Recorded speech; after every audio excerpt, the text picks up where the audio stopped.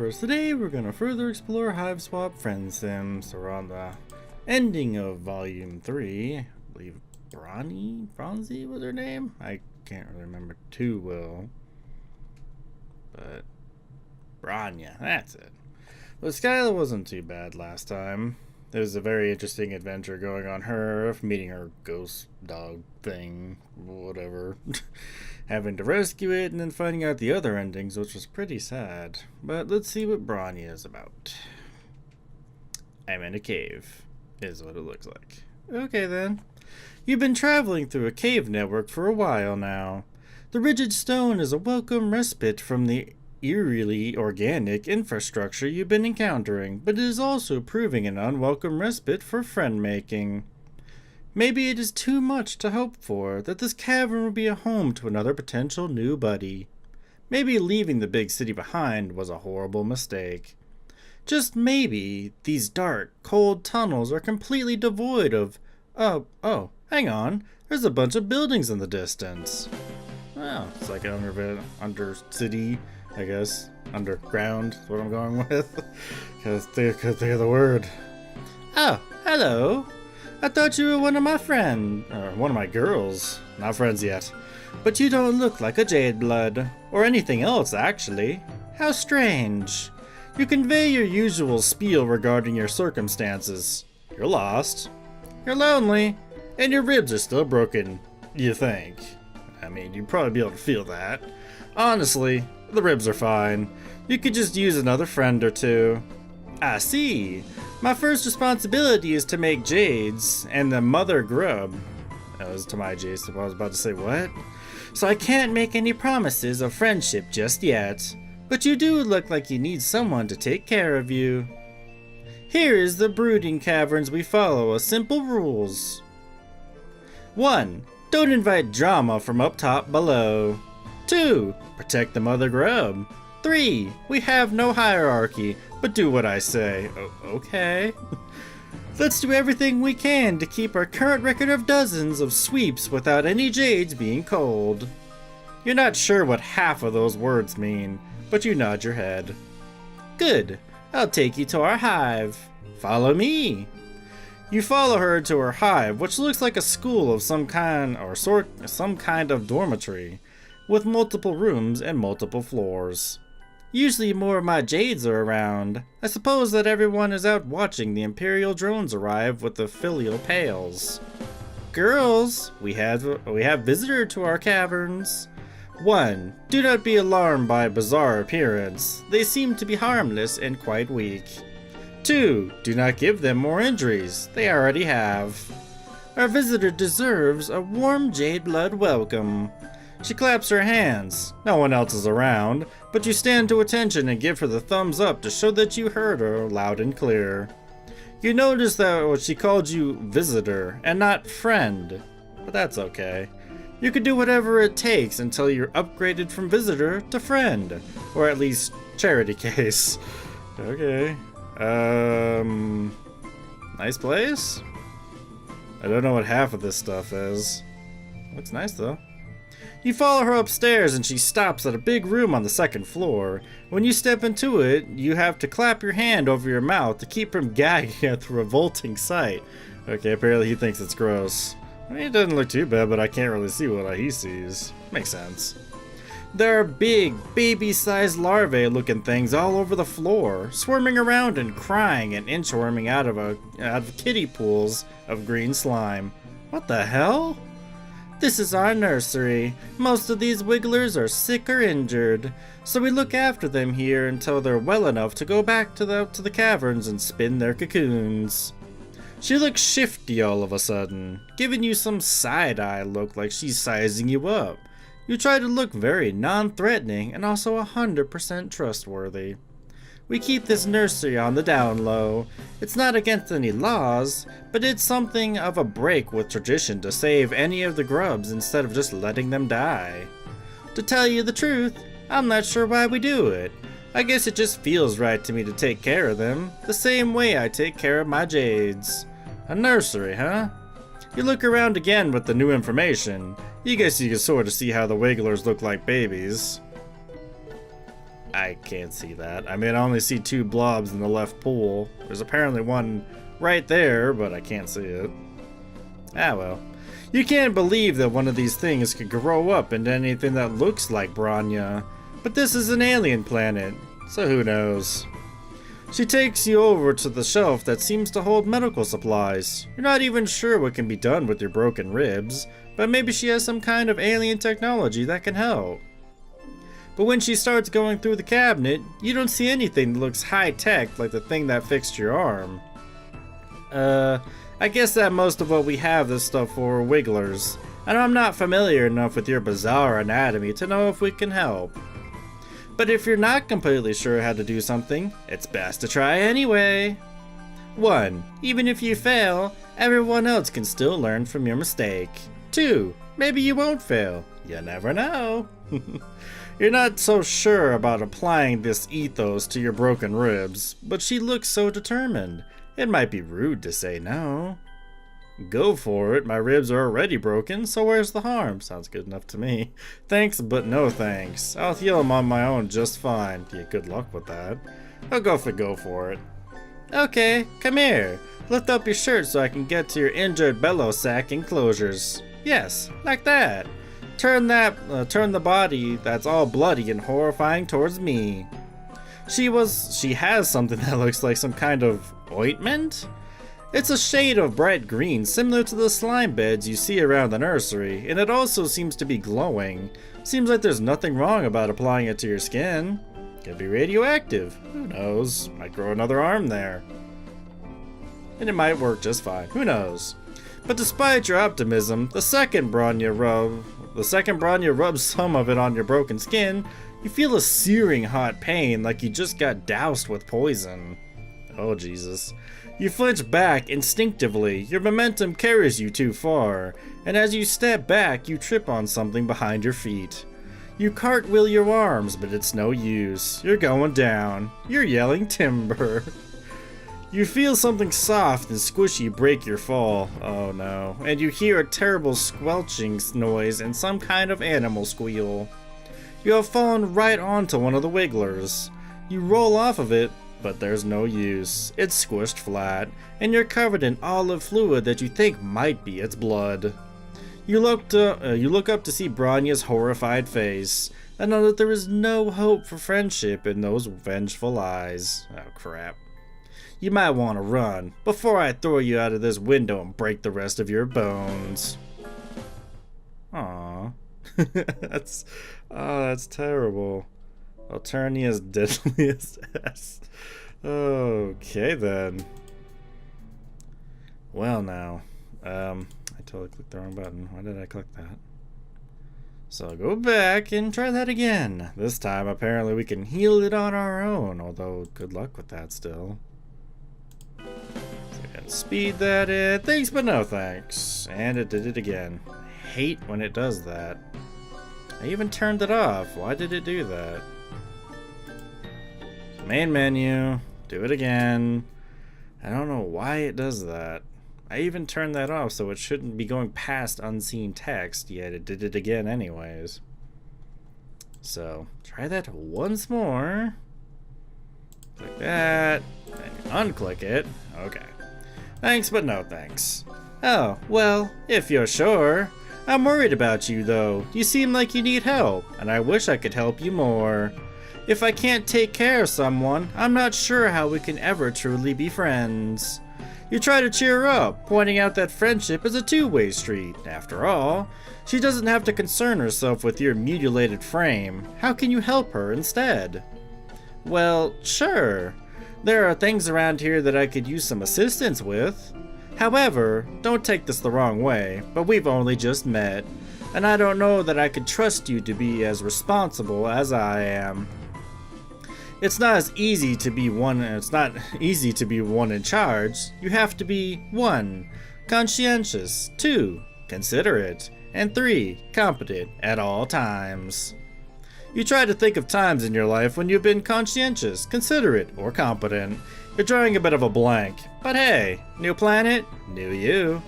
You assure her that you have what it takes. I guess if you want to prove that you can be responsible, I can let you help me out today. It's a good time for a visit to the mother grub. You're careful to step around the little guys on the floor as you head out of the nursery. She takes you back outside, and the caverns are even bigger than you first realized. They're also dark, and cold, and gloomy, and you can't see anywhere that might lead up to the planet's surface. Does she really just live down here all the time? To make some conversation during this cold hike in a damp cave, you mention that living underground like this seems kind of depressing. You realize too late that this wasn't very tactful, but she doesn't get angry at your conversational gambit of insulting her home. That's good. Don't ever tell somebody that their house is crap and lonely, I guess. I mean, depressing living underground? Not really. I mean, hobbits do it sometimes. I mean, they kind of live in the ground, I suppose, not probably under it. Their houses seem pretty cool, and I guess, like, being underground, it's always cool. Instead of, always hot, so that's a plus. Oh no, it's very peaceful down here. Well, in comparison to anywhere else.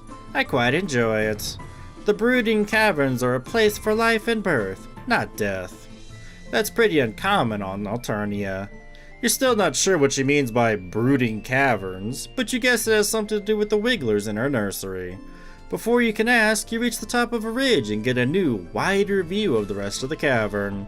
It's enormous, probably the size of a small city. All over the cave floor, you see more wrigglers crawling everywhere. Cocoons line the cave walls and the larger stalagmites, while some young trolls crawling out of them. Walking, flying, and crawling among the wigglers and young trolls are a variety of white monsters of all kinds of shapes and sizes. In the center of the cavern there is... you don't even know how to describe it. It looks like a huge many-legged queen bug of some kind, with a goat-shaped skull and horns coming out of her head. Her bulbous sphincter ripples as she lays a continuous stream of hundreds of eggs, from which you assume the gray wigglers will hatch. And marching through all this, you see several hulking bipedal creatures, each carrying 2 buckets either to or away from the mother grub. They look armed, and they look like regimented troops, soldiers of some kind. You are instinctively terrified of them. Instinctively, of course, because they're armed. Why wouldn't you be? This is where the magic happens, and by that I mean the continuation of our species.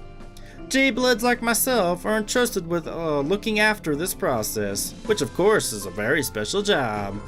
1. The Imperial drones carry filial pails of genetic material to the mother grub for her slurry. 2. She lays eggs that hatch new grub broods. 3. After the wrigglers emerge from their cocoons, the new trolls will go through the trials, and the ones that make it will be selected by a Lucis to help care for them. 4. Together the young trolls and their Luci go up to the surface together, where the trolls will grow up, or get cold, or whatever. As Bronya explains troll reproduction to you, one of the Imperial drones veers sharply to the left in the process, tramples over a few wigglers and young trolls. Aww. The drone continues on, but several of the Luci cry out, crowding around their dead or injured charges. Aww. One of them, a gigantic beast that resembles a bison, bellows and roars up on its hind legs, hitting one of the other Luci with its front hoof. Jesus. Oh jeez, not again. The kind of damage control and a lot of what we have to deal with. Wherever a Lucis goes rogue out of grief or confusion, there's a potential for it to lash out at the other Luci, the Wigglers, or the mother grub herself. We J-Bloods cannot let that happen.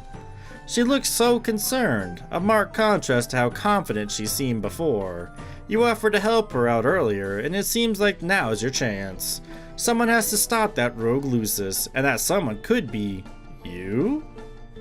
Fight the monster, save the day, you've got this. Or be a weenie. I don't know if I could take on a bison looking thing, but maybe. Well, we'll give it a shot. I mean, I'm going both ways with it anyways. Let's see. The bison Lucis seems to be causing quite a ruckus. Other Luci have not gotten riled up too. Have now, have not. They have, apparently. They have gotten riled up, with some of them trying to gather wigglers to keep them out of harm's way, and others just hyped to thrash.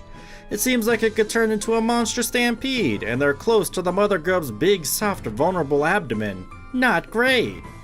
Fighting a monster single-handed seems like a daunting first step in a friendship, but you did tell her you could be responsible. You square your soldiers and tell Bronya that she has nothing to worry about.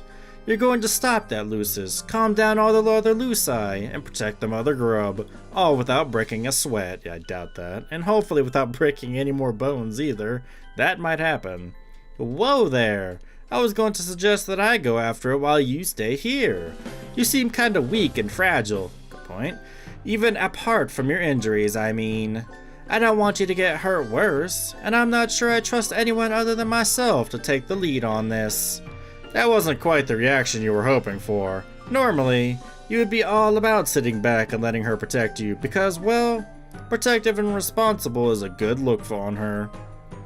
But desperate times call for desperate measures, and you don't know how else you're going to prove yourself worthy to be her friend. You do your best to project an air of confidence, or at least competence. You assure her that this is no sweat for you. You take down raging bison back on your home planet all the time. You're known for it, actually. Well, if you say this isn't your first ungulate roping gallop exhibition, I'll believe you. I'll hang back to let you give it a shot. But if it gets too overwhelming in there, I'm right here. 1. Caring for the mother grub is my responsibility as a Jade Blood. 2. I'd never abandon a friend to deal with a mess on their own, even if we end up being friends, that is. Oh, hell yes! Now you have the reason to hope. Hello. Oh, Jesus. You approach the rampaging bison with caution. Do all bison have horns like that? Maybe they do. You're no bison expert, but you're pretty sure that they all have teeth that... Oh, they don't all have teeth that nasty. Okay. Bison on Earth mostly eat grass, don't they? This guy doesn't look like a herbivore. At first you try to calm the Lucis down by talking to it. That's probably not gonna work. But your soothing words have no effect. In fact, you might have just made it even angrier by suggesting that it pause and take some deep breaths in reaction to its trampling charges. You're not even sure it can understand human speech, come to think of it. You circle around it, wishing that you had some kind of lasso or something. Maybe you can herd it away from the mother grub. You look around to see if any of those other Luci look vaguely like Earth Shepherd dogs, but no dice. You hesitate too long and the Lucis turns away, its furious eyes falling on the mother grub. It stomps its hooves, snorts air out of its nostrils, and screams in a way that sounds like a lot more hellish than you might imagine normal bison are capable of. It's obviously about to charge, and you can only think of one thing to do. Jump in front of it? Yeah. In desperation, you leap forward and tackle it football style, doing everything you can with your flimsy human body to drag it onto its side. It half works. You plow into the Lucis and stop it in its tracks, but it topples over onto a nest of wigglers, oh god, taking you down with it. Not again. Wigglers and young trolls go bouncing everywhere, squealing in distress, and their Luci descend upon you in a rage. Everything is chaos for a while. You're trapped beneath the bison Lucis, which is very worrying for all of your body parts, and you think you might feel something important rupturing inside you. But hey, on the bright side of this crushing mass is protecting you from all the other pissed off Luci trying to attack you. Just as your whole breathing situation is starting to get dicey, you hear a commotion in what sounds possibly the messed that up. You hear a commotion of what sounds possibly the trouncing of some of the smaller Luci that were trying to get to you. Well, that makes sense. What sounds possibly the trouncing... Maybe. I don't know. To me that didn't sound right. Maybe that's why I messed up. Oh. The crowd of beasts around you scatters, and then you can hear her. Oof. I'm having a hard time getting this thing off of you. And he's still very angry. He keeps trying to kick me. Where's a bronze blood when you need one? Don't you mean Skyla? Wasn't Skyla a bronze blood? Where's she at? You don't know what that means, but you're very grateful that she's here to help you. You try to communicate this, but it comes out garbled from all the blood in your mouth. Yes, I'm definitely apparently ruptured. Maybe don't try to speak, or move, or help. You experience a sinking feeling that can be related to your diminishing odds of impressing Bronya and becoming her friend, or it could be the compression of all your internal organs. Either way, it's tough to feel optimistic right now. But before you can give in a complete despair, you hear other voices. Your view is blocked by the mass of bison flesh on top of you, but could it be? Are these other people here to save you? Finally! I was wondering where all of you had gotten off to. Let's all work together, girls. 1. You two grab his horns to keep his head still and keep it from biting anyone. 2. The rest of you, come around with me to its backside so we can push it without getting kicked. You hear some grunting and muttering, and the bison starts making noises that sound more confused and less furious. The pressure and pain on your chest briefly spike in intensity as the thing's weight shifts, and then they must succeed in dragging it off you because suddenly you can breathe again. But the crisis is not over yet. While they're still testing the use of your lungs and blinking up in the cavern ceiling, you hear a new cacophony of enraged monster noises. Cacophony? I don't know. Cacophony? I don't know, I keep saying it wrong, I'm sure. I'm gonna stop with that.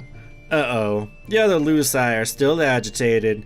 Get down there and try to calm them down. Protect the mother grub. You try to lift yourself to see what's going on, but putting any weight on your arms makes you feel like maybe all your bones got turned to confetti. Painful, painful confetti. You feel strong hands propping you up gently, and now your head is on Bronya's lap. You try to focus more on this is a nice place for your head to be, and less on the pain. This is not good. I don't know if my Janes can reach the stampede in time and the mother grub could get injured. Not to mention all those wranglers in danger. Oh no. You don't think the situation can get any worse, but now you see that several of the Imperial drones that had been about to leave the cavern are turning back, drawn all by the noise and chaos. But maybe this could be a good thing. Maybe they can instill some order. Fuck, they're going to kill everyone! She scrambles to her feet, in the process letting her head whack down on the cave floor. Your vision swims, but you can still make out the drones firing indiscriminately at the Luci, at the grubs and wranglers, and at the Jade Blood. One laser beam skims the side of the mother grub's massive midsection, and her scream is so loud that the ceiling shakes and a few stalactites shake loose, falling on drones, Luci, and wigglers alike. It's a total catastrophe. A whole rainbow's worth of troll, wiggler, and Luci's blood is splattering the cavern walls. Bronya seems paralyzed by the chaos, looking from her jades to the mother grub to the imperiled wigglers like she's not sure who to help first. I can't believe it. This is the worst disaster we've ever had down here. And all because I thought I could sit back and let someone else be responsible for once.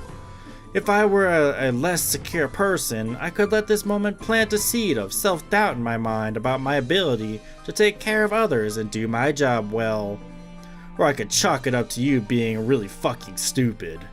You shrink under the weight of her glare. She's green in the face from how angry she is.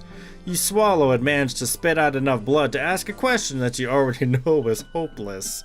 Does this mean you can't be friends? Are you serious right now? I do not make friends with anyone who recklessly endangers the troll and wigglers under my care. Aw, you killed them all. Yeah, you did. Oh, that was terrible. All because I had to try and tackle down a bison. Didn't work so well. Okay, so we do that again. Go to Bronya. Skip forward. So thanks but no thanks. And now I'm gonna be a weenie. You definitely do not like the idea of wading into a monster fight, not even to save the progenitor of your new friend's species. In fact, you don't like that Bronya is so focused on protecting all these helpless toddlers and distressed animals instead of taking care of you. You stammer out that you don't think you can take on any kind of monster right now. In fact, you just felt another stab of pain in your ribs. You might be blacking out. Bronya's concerned face turns in your direction as you start to swoon. She catches you before you hit the ground and your heart flutters. You look up at her serious face and she looks like such a mom, but also such a friend. Like some sort of combination of these two concepts. Yikes, you don't look so good. I can't leave you alone. Not when you're in such bad shape. Maybe I can carry you on my back while I try to stop the rampaging Lucis? Your heart flutters turn to pinpricks of alarm. That sounds dangerous, mainly for you. You try to think of what you can say to dissuade her, something other than, I think you should try to ignore the helpless babies and mother in danger behind you in favor of continuing to hold me in your strong arms. I wouldn't say that, I'd just let her do it. Something might happen, something good, something bad. You never know, she might be able to stop him. It's all up to this, I don't know. But before you can speak, you hear a commotion behind her. She turns to look over her shoulder, and her face sags with relief. Yes, the other Jade Bloods are here. They should know what to do. We've taken care of crises like this before. Of course, usually I'm there to help. If you crane your neck, you can just glimpse at a group of trolls corralling the rogue Lucis away from the mother grub, while other trolls calm the remaining Luci and swoop up any wigglers in harm's way. Looks like I needn't have worried. They're more than capable of stepping in while I'm otherwise occupied. I'm so proud. You take the opportunity to compliment her on what a good leader she must be, to have trained the others so well. Super smooth. That should be some friend points right there. She beams at you and sets you down carefully on the cavern floor, kneeling at your side. This could have gone quite badly. I'm glad I didn't make the wrong choice when I stayed here to help you instead of rushing off. It just goes to show, sometimes the best thing you can do to the group is to take care of the weakest person in it. You kind of want to object to being called the weakest person, but you did just fake a fainting spell for attention. Yeah, you did. Way to be a weenie. So maybe now isn't the best time. Instead, you thank her sincerely for sticking by your side. The two of you watch together as order is gradually restored to the chaos below, and even with your injuries, you feel close to content and quite hopeful that how this relationship is progressing. You notice that at your side, several wigglers are blindly swarming around, confused and crying. There are some young trolls here too, looking all around, all lost and bereft. You're not sure if their Luci ran off with the others that got involved in the fracas, or if these little guys are orphans now. Now that you've seen them out in their natural cavern light, the wigglers look less like maggots to you. In fact, they're even kind of cute. You can see why Branya would want to take care of them. One of the smallest wigglers closest to you has somehow flipped itself over onto its back and seems unable to right itself. His little legs waving in the air while he cries. Aw, like a little turtle. That sucks. I guess they don't know the rocking motion yet then, I guess. Trying to be careful with your ribs, you reach out to scoop him and cradle him to your chest, rocking him back and forth until his cries quiet down. Wow. You have such a strong, nurturing instinct. I think he likes you. You almost look like you could be his Lucis, or a Jade Blood. You are pleased that she approves of your caretaking display. The Wiggler's cough breaks through your haze of smug satisfaction, and when you look down you realize that he seems to have been having some trouble breathing. You point this out to Branya. Good observation. You really are a natural at taking care of other creatures, aren't you? Some people find that nurturing ability to be very attractive in a potential friend. But as for this Wiggler, this is definitely not a good sign. I'm surprised none of the drones have noticed that he's sick. If we leave him here, he'll be cold for sure. Branya takes the Wiggler from you, and you're more than happy to hand him over considering that you have no idea what to do with a sick baby that's not your species. Also, your broken ribs might be holding a baby kind of painful, and Branya holds the Wiggler carefully with a perfect ease. Just like you hope she'll cradle your new friendship in its infancy. Maybe, who knows? She seems to like you got some friend points for, taking care of the Wiggler, so I think we'll be okay. Once Branya feels assured that her Jades have the situation of the brooding caverns under control, you both take the Wiggler back to the Jade Blood nursery. You hover around uselessly while Branya sets up a kind of crib filled with green slime. You're a little concerned when she takes the Wiggler and submerges him under the slime because, like, he was already having trouble breathing. Surely drowning in slime wouldn't help. The soaper should help strengthen his bellow sacs and soothe his sorrow coot. Shoot. Not coot. Shoot. When he gets healthy again, I'll take him back to the cavern and set him free to make his cocoon and pupate. But he's so small, it's unlikely he'll survive the trials or be selected by Eleusis. You hate to see Bronya looking sad. You try to be sympathetic, mentioning your astute observation that this whole system set up with the Wigglers and the trials and the culling seems pretty brutal. What? Oh no, I would never suggest. This is just the way the world works, and it's fine. It's fine.